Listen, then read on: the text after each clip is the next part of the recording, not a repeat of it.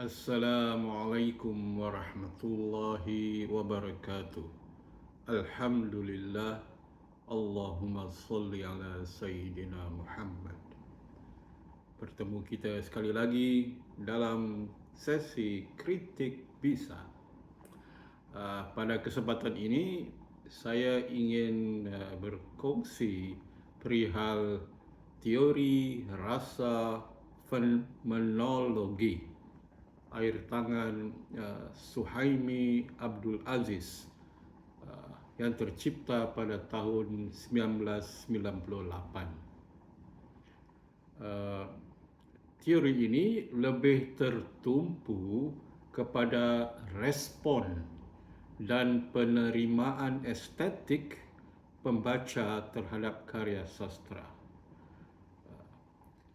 Ia menawarkan penilaian karya sastra berdasarkan konsep emosi tetap dan emosi pelengkap dari perspektif pembacaan yang masih bersifat subjektif.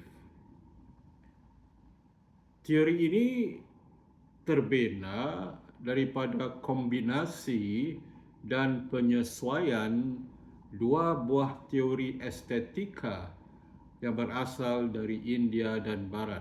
Saya tekankan di sini teori estetika, dan dalam konteks perbicaraan kita kali ini ialah teori estetika yang bersangkutan dengan penerimaan estetik pembaca. Jadi dia tidak mengkritik karya per se, tapi lebih ke arah menilai penerimaan pembaca dari sudut estetik.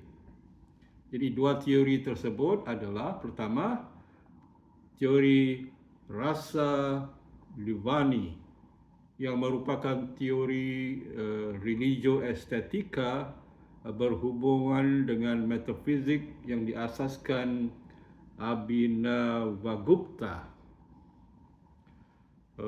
Jadi teori ini berasal daripada India. Saya memetik kata-kata Suhaimi, kewujudan dimensi metafizik dalam teori rasa telah menghasilkan dua peringkat pengalaman estetik.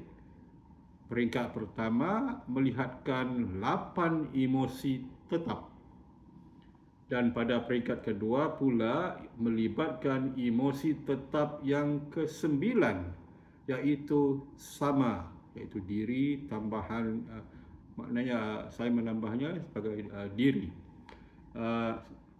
Suhaimi menjelaskannya pada tahun 1998. Menurut teori rasa Livani, menyedari kewujudan sama merupakan pengalaman estetik yang transcendental, yang tidak bersifat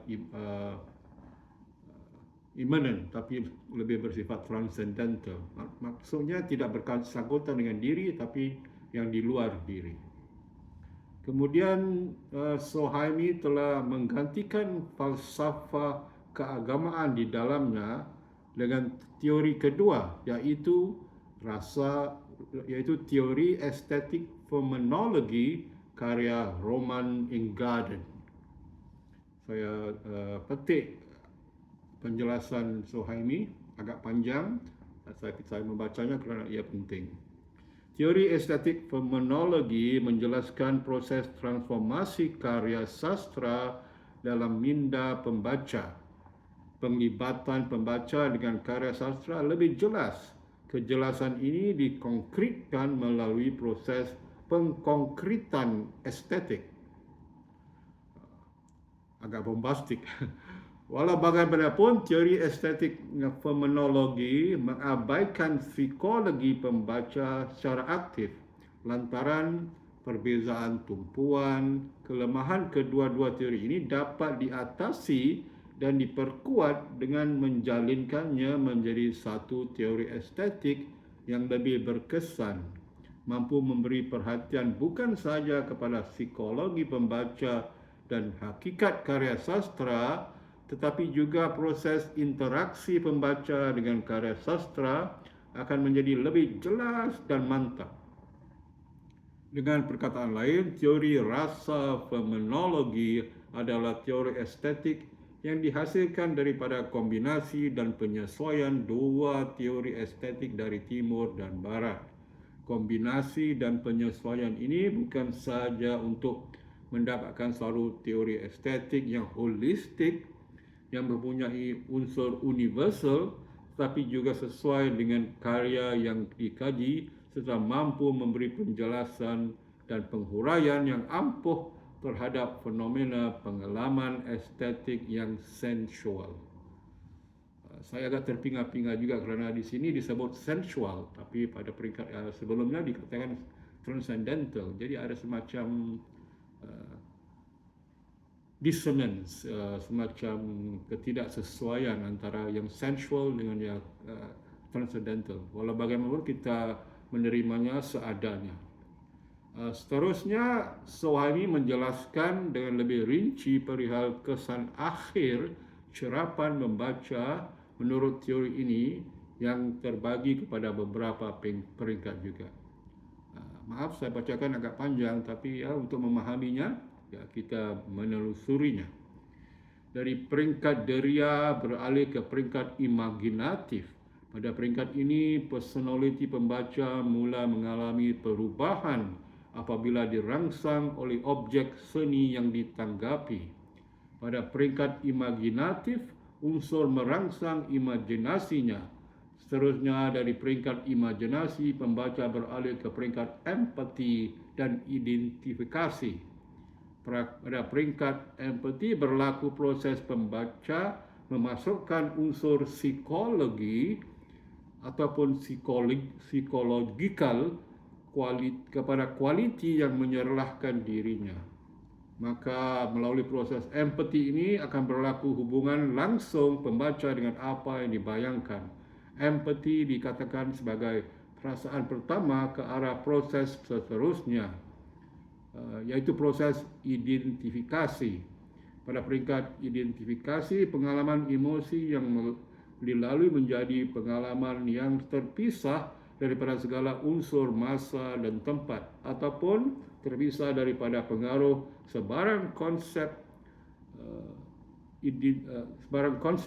Identifikasi ialah proses yang menjelaskan seolah-olah ada satu desakan untuk bersatu dengan karya. Desakan itu memberikan pembaca satu pandangan batin kepada intipati karya. Jadi peringkat pertama, peringkat deria, kemudian ke imaginatif, kemudian ke peringkat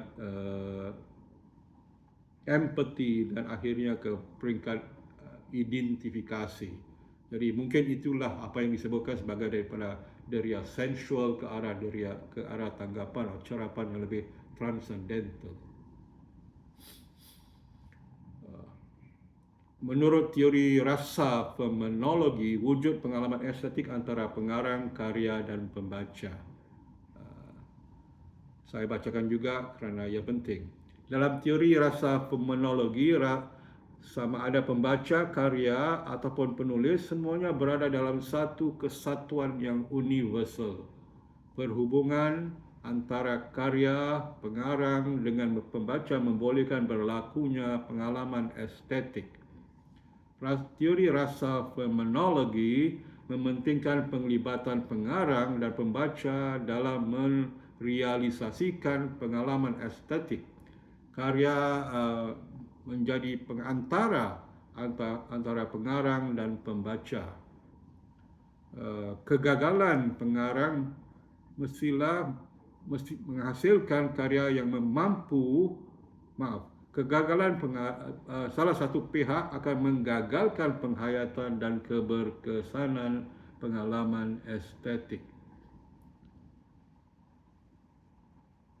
Teori rasa fenomenologi tidak melihat perbezaan antara proses kreatif daripada proses apresiasi seni. Jadi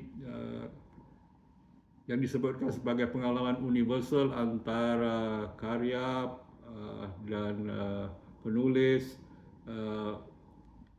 adalah tentang aspek bahawa apa yang dirasakan itu adalah sebahagian daripada proses kreatif juga. rumusannya pada pendapat saya, teori ini lebih menumpukan perbahasan mengenai penerimaan estetik pembaca. Biarpun teori ini mendakwa terdapat hubungan universal antara pengarang, karya dan pembaca, tiada perbahasan ataupun penerangan rinci yang dikemukakan Suhaimi. Kesenjangan nyata ialah teori ini tidak menawarkan kriteria atau kaedah yang jelas dan definitif untuk mencerahkan atau menganalisis teks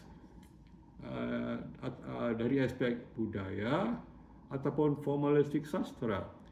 Ia hanya membicarakan secara rinci tentang proses penerimaan pembaca terhadap karya yang dikatakannya beralih daripada dataran sensual ke dataran transcendental yang melibatkan tahap-tahap penerimaan yang tadi dijelaskan sebagai peringkat deria beralih ke peringkat imaginatif, kemudian beralih ke peringkat empati dan akhirnya identifikasi antara pembaca karya dan penulis yang menghasilkan karya. Agak abstrak pemahaman teori ini. Saya pun terpinga-pinga bagaimana untuk menerapkannya dalam sebuah karya sastra kerana ia melibatkan tafsiran dari aspek psikologi dan tafsiran dari aspek konsep-konsep yang agak terkeluar daripada diri, iaitu transcendental. Namun begitu, kehadirannya harus kita hargai kerana ia memberi perspektif apresiasi. Saya tidak akan mengatakan ia penilaian, perspektif apresiasi sebuah karya dari sudut penerimaan pembaca. Semoga bermanfaat.